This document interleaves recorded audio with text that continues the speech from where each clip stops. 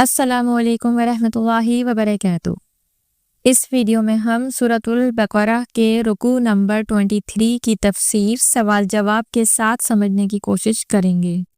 آئیے شروع کرتے ہیں۔ اعوذ باللہ من الشیطان الرجیم، بسم اللہ الرحمن الرحیم۔ سورۃ البقرہ رکوع نمبر 23 آیت نمبر 183۔ ترجمہ: اے ایمان والوں، تم پر اسی طرح روزے فرض کیے گئے ہیں جیسے تم سے پہلے لوگوں پر فرض کیے گئے تھے، تاکہ تم پرہیزگار بن جاؤ۔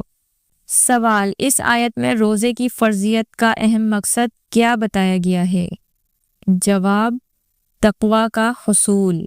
انسان جب روزہ رکھتا ہے تو اپنی خواہشات نفس کو کنٹرول کرتا ہے۔ یہی کنٹرول روزے دار کو اللہ تعالیٰ کے تقوی تک پہنچا دیتا ہے۔ روزے کی حالت میں شدید بھوک پیاس کے باوجود، ساری نعمتوں اور تنہائی کے باوجود انسان روزہ نہیں توڑتا، کیونکہ بندہ اللہ تعالیٰ کی نگرانی محسوس کرتا ہے۔ اسی طرح وہ اللہ تعالیٰ کو اپنے اوپر نگراں بنانے کی مشق کرتا ہے۔ اللہ تعالیٰ کی نگرانی کے شعور سے تقوی کی تربیت ہوتی ہے۔ یہی نگرانی انسان کو اطاعت کے کاموں کے لیے مجبور کرتی ہے اور نافرمانی کے کاموں سے روکتی ہے۔ سوال: روزے کی فضیلت بیان کیجیے۔ جواب: روزے دار کے تمام گناہ معاف ہو جاتے ہیں۔ روزے کا ثواب اللہ تعالیٰ نے اپنے ذمے لے لیا ہے۔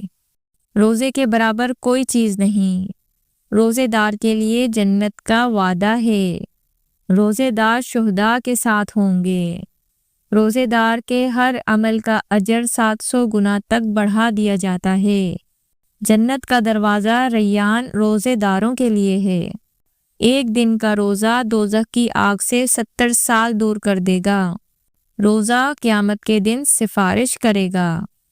روزہ گناہوں سے بچنے کے لیے ڈھال ہے۔ روزے دار کی منہ کی بو کستوری سے زیادہ پاکیزہ ہے۔ روزے دار کو افطاری کے وقت جہنم سے آزادی دی جاتی ہے۔ آیت نمبر 184۔ ترجمہ: یہ گنتی کے چند دن ہیں، بس اگر تم میں سے کوئی بیمار ہو یا سفر پر ہو تو دوسرے دنوں میں گنتی پوری کر لے، اور جنہیں اس کی طاقت نہ ہو ان کے ذمے ایک مسکین کے کھانے کا بدلہ ہے۔ پھر جو کوئی اپنی خوشی سے زیادہ نیکی کرے تو وہ اس کے لیے بہتر ہے، اور تمہارا روزہ رکھ لینا تمہارے لیے بہتر ہے اگر تمہیں سمجھ ہو۔ سوال: کن صورتوں میں روزہ چھوڑا جا سکتا ہے؟ جواب: مریض جس کو دائمی مرض ہو، موت کا اندیشہ ہو، اور مسافر، حاملہ عورت، دودھ پلانے والیاں۔ سوال: روزے کے بارے میں یہ کیوں کہا گیا ایام معدودات؟ جواب: فرض روزوں کے دن کم ہوتے ہیں اور وہ طویل زمانے کا ایک چھوٹا حصہ ہوتے ہیں، اس لیے انہیں ایام معدودات کہا گیا ہے۔ روزے سے زیادہ افطار کا زمانہ طویل ہوتا ہے۔ کھانے پینے کا دور اس سے رکے رہنے کے مقابلے میں طویل ہوتا ہے، اس لیے اسے ایام معدودات کہا گیا۔ اللہ تعالیٰ نے سارے زمانے کے روزے نہیں رکھوائے، یہ اس کی رحمت اور اس کا لطف و کرم ہے۔ ہمیشہ روزہ رکھنے کے مقابلے میں رمضان کے روزے چند دن کے ہیں۔ آیت نمبر 185۔ ترجمہ: رمضان کا مہینہ وہ مہینہ ہے جس میں قرآن پاک اتارا گیا، جو لوگوں کے لیے ہدایت ہے، اور اس میں رہنمائی کرنے والی اور حق و باطل میں امتیاز کرنے والی واضح نشانیاں ہیں۔ پس تم میں سے جو کوئی اس مہینے کو پالے تو وہ اس کے روزے ضرور رکھے، اور جو کوئی بیمار ہو یا سفر پر ہو تو دوسرے دنوں میں گنتی پوری کرے۔ اللہ تعالیٰ تمہارے حق میں آسانی چاہتا ہے اور وہ تمہارے لیے دشواری نہیں چاہتا، اس لیے کہ تم گنتی پوری کر سکو، اور اس لیے کہ اس نے تمہیں جو ہدایت فرمائی ہے اس پر اس کی بڑائی بیان کرو، اور اس لیے کہ تم شکر گزار بن جاؤ۔ سوال: رمضان کے مہینے کی کیا فضیلت ہے؟ جواب: رمضان برکت والا مہینہ ہے۔ اللہ تعالیٰ نے اس مہینے کو دوسرے تمام مہینوں کے مقابلے میں خاص مقام عطا کیا ہے۔ یہ مہینہ رحمت والا ہے۔ اللہ تعالیٰ نے اس کو کچھ خصوصیات اور فضیلتیں عطا کی ہیں جن کی وجہ سے یہ دوسرے مہینوں سے ممتاز ہے۔ رمضان میں قرآن پاک نازل کیا گیا۔ آسمانی کتابیں اور صحیفے اسی مہینے میں نازل کیے گئے۔ رمضان کی ایک رات 1000 راتوں سے افضل ہے۔ رب العزت کا ارشاد ہے لیلۃ القدر 1000 مہینوں سے بہتر ہے۔ رمضان میں سرکے شیاطین کو جکڑ دیا جاتا ہے۔ رمضان میں جنت کے دروازے کھول دیے جاتے ہیں اور جہنم کے دروازے بند کر دیے جاتے ہیں۔ رمضان کی آخری رات میں روزے داروں کی بخشش کر دی جاتی ہے۔ رمضان سے رمضان تک کے گناہ معاف کر دیے جاتے ہیں۔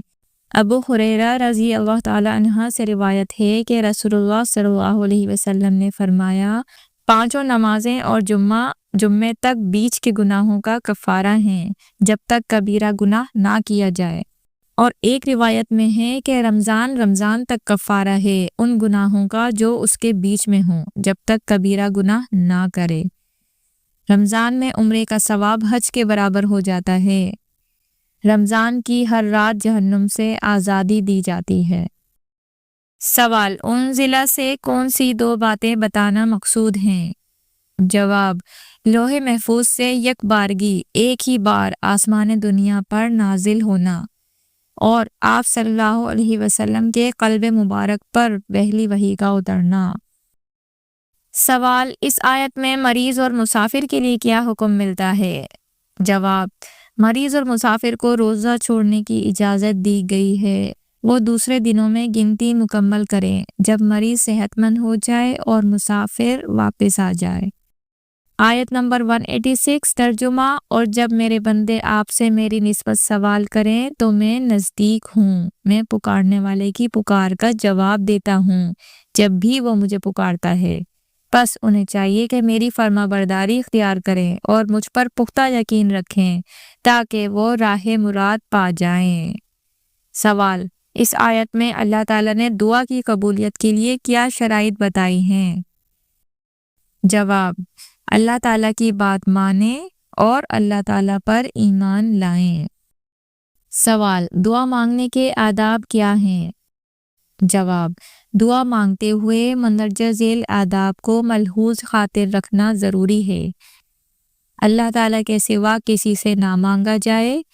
دعا کے شروع اور آخر میں اللہ تعالیٰ کی حمد و ثنا اور نبی صلی اللہ علیہ وسلم پر درود بھیجنا چاہیے۔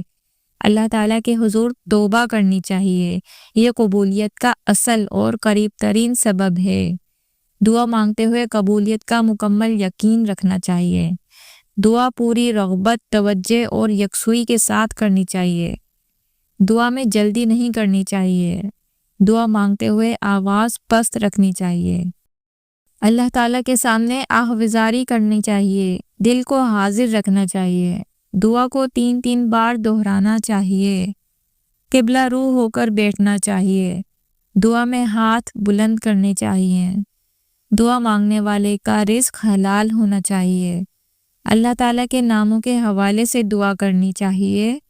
قطع رحمی یا گناہ کی دعا نہیں مانگنی چاہیے۔ دعا دل جمعی اور 2 ٹوک الفاظ میں کرنی چاہیے۔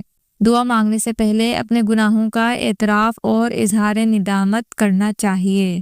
اپنے نیک کاموں کو وسیلہ بنا کر مانگنا چاہیے۔ آیت نمبر 187 ترجمہ: تمہارے لیے روزوں کی راتوں میں اپنی بیویوں کے پاس جانا حلال کر دیا گیا ہے۔ وہ تمہارا لباس ہیں اور تم ان کا لباس ہو۔ اللہ تعالیٰ کو معلوم ہے کہ تم اپنے حق میں خیانت کرتے تھے، سو اس نے تمہارے حال پر رحم کیا اور تمہیں معاف فرما دیا۔ بس اب ان سے مباشرت کیا کرو اور جو اللہ نے تمہارے لیے لکھ دیا ہے چاہا کرو، اور کھاتے پیتے رہا کرو یہاں تک کہ تم پر صبح کا سفید ڈورا رات کے سیاہ ڈورے سے الگ ہو جائے۔ پھر روزہ رات تک پورا کرو اور عورتوں سے اس دوران مباشرت نہ کیا کرو جب تم مسجدوں میں اعتکاف بیٹھے ہو۔ یہ اللہ تعالیٰ کی قائم کردہ حدیں ہیں، بس ان کو توڑنے کے نزدیک نہ جاؤ۔ اسی طرح اللہ تعالیٰ اپنی آیات کھول کھول کر بیان کرتا ہے تاکہ وہ پرہیزگاری اختیار کریں۔ سوال: میاں بیوی کے رشتے کو لباس سے کیوں تشبیہ دی گئی ہے؟ جواب: جس طرح لباس اور جسم ایک دوسرے سے الگ نہیں ہو سکتے، اسی طرح میاں بیوی الگ نہیں ہو سکتے۔ جس طرح لباس جسم کے لیے خوبصورتی کا باعث ہے، اسی طرح میاں بیوی ایک دوسرے کے لیے خوبصورتی کا باعث ہیں۔ جس طرح لباس سے انسان کو سکون ملتا ہے، میاں بیوی بھی ایک دوسرے کے لیے سکون کا باعث ہوتے ہیں۔ جیسے لباس تحفظ کا احساس دلاتا ہے، میاں بیوی بھی اسی طرح ہوتے ہیں، اور جیسے لباس ہمارے عیبوں کی پردہ پوشی کرتا ہے، میاں بیوی بھی اسی طرح ایک دوسرے کے عیبوں کو چھپاتے ہیں۔ آیت نمبر 188 ترجمہ، اور تم ایک دوسرے کے مال آپس میں ناحق نہ کھایا کرو اور نہ مال کو حاکموں تک پہنچایا کرو کہ یوں لوگوں کے مال کا کچھ حصہ تم بھی ناجائز طریقے سے کھا سکو، حالانکہ تمہارے علم میں ہو کہ یہ گناہ ہے۔ سوال، اس آیت کا شان نزول کیا ہے؟ جواب، سیدنا ابن عباس رضی اللہ عنہ فرماتے ہیں کہ یہ آیت اس شخص کے بارے میں ہے جس پر کسی اور کا مال ہے اور اس حقدار کے پاس کوئی دلیل نہ ہو تو یہ شخص اس کا انکار کر جائے، حاکم کے پاس جا کر بری ہو جائے، حالانکہ وہ جانتا ہو کہ اس پر اس کا حق ہے اور وہ اس کا مال مار رہا ہے اور حرام کھا رہا ہے اور اپنے طور پر گنہگاروں میں ہے۔ سوال، روزے کے حکم کے فوراً بعد یہ حکم کیوں دیا گیا؟ جواب، یہ حکم بتاتا ہے کہ روزے کی حقیقت کیا ہے۔ روزے کا اصل مقصد انسان کے اندر یہ صلاحیت پیدا کرنا ہے کہ جہاں اللہ تعالیٰ کی طرف سے رکنے کا حکم ہو وہاں انسان رک جائے، رکنے کا حکم ہو تو جائز چیز سے بھی رک جائے۔ جو انسان اللہ تعالیٰ کے حکم پر حلال کمائی تک سے رک جائے، وہ اللہ تعالیٰ کے حکم کی بنا پر حرام کمائی سے خود کو کیوں نہ روکے گا؟ سوال، باطل طریقے سے مال کمانے میں کیا کیا آتا ہے؟ جواب، چوری، ڈاکہ، خیانت، سود، رشوت، جائیداد پر ناجائز قبضہ، حرام طریقے سے مال کمانا، تاوان، جھوٹی گواہی دے کر مال کمانا، حق تلفی کرنا، ناپ تول میں کمی کرنا، یتیموں کا مال کھانا یا جھوٹ بول کر مال بیچنا۔ الحمدللہ، رکوع نمبر 23 کی تفسیر یہاں مکمل ہوئی۔ جزاکم اللہ خیرا کثیرا۔